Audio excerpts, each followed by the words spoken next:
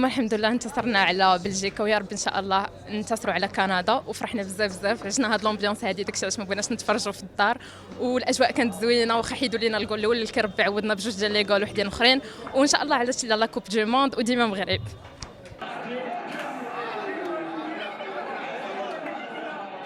كانت واحد المقابله شيقه وفيها بزاف ديال الاثاره. دخلوا الشباب المره الاولى، يعني كانت شي واحد القله ديال الثقه في النفس شويه، مي الحمد لله راجعوا الامور. كانت اختيارات المدرب جد صائبه صراحه.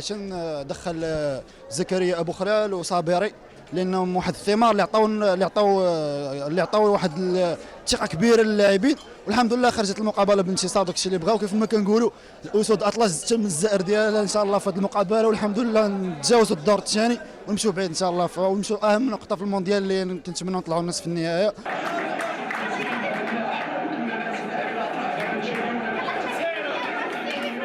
احنا اليوم فرحانين بفوز المنتخب المغربي على النظير ديالو البلجيكي اللي كان ضعيف في الاطراف ديالو. الحمد لله المنتخب المغربي ووليد الركراكي كنشكروه بزاف، قدر يفك المشكل اللي كان في الاطراف ديال بلجيكا، وهذا عطى لافونتاج للمنتخب المغربي.